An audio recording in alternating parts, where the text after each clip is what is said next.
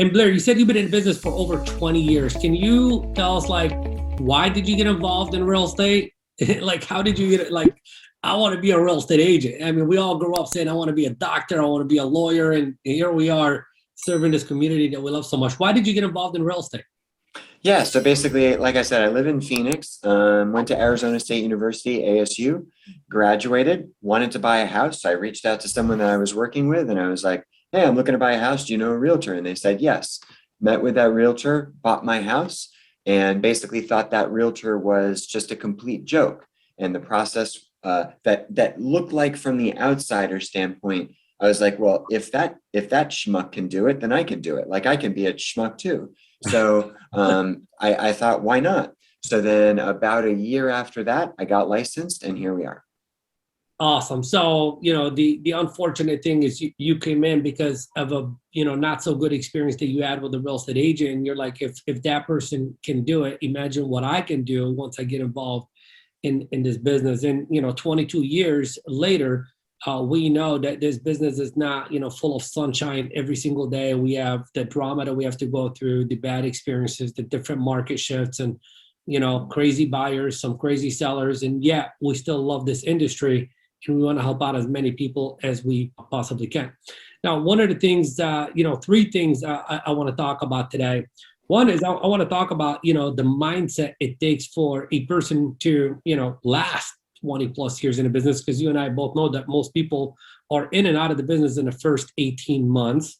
The second thing I want to talk about is, lead generation, which is, like if you ain't got no leads, then, you ain't got no income. And the third thing I want to talk about is, the skills it takes to convert the leads. Because there's a lot of people that I speak to, Blair, that have like an abundance of leads that when we take a look at the board, they ain't got no listings and they ain't got no pendings. And it's like, what the heck is going on? We ain't got a lead generation problem.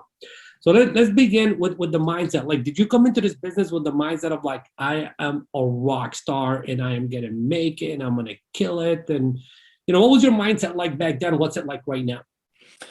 Yeah, so the complete opposite. I mean, back then I was a naive, ignorant dummy.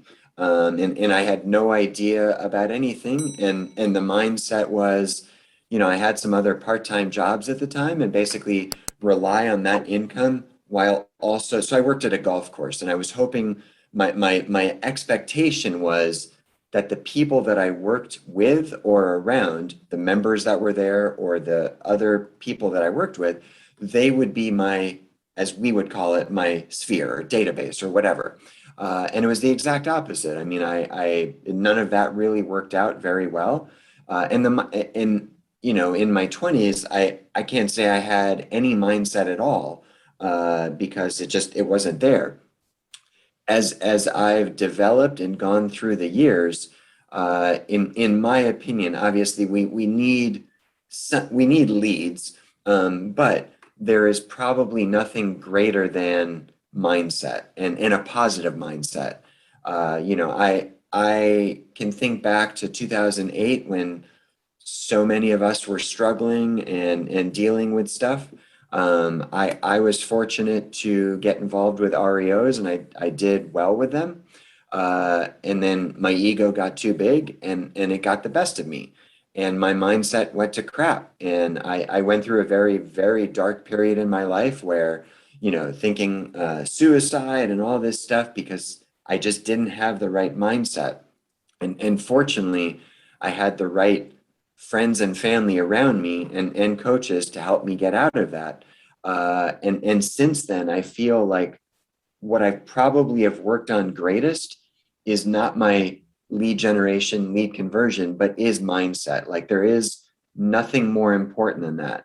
As an example, so last year when COVID started to take more of an impact on the world, but in our world, more specifically real estate, I was on my wedding anniversary trip with my wife in Texas. We live in Phoenix. We were in Texas.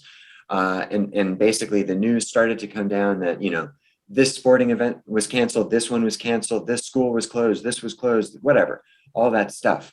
And I took the approach that I'm on vacation and I'm going to look at all this news And I was having an okay first quarter, not that great. This was in March. And nothing spectacular. But I was like, I'm going to absorb all this garbage with the news, and then I'm going to get back Sunday evening, and then Monday morning, I'm going to absolutely kill it. I'm going to take the same approach that I did in 2007 when foreclosures, or eight, when they started to happen. Unfortunately, some agents take the reverse approach.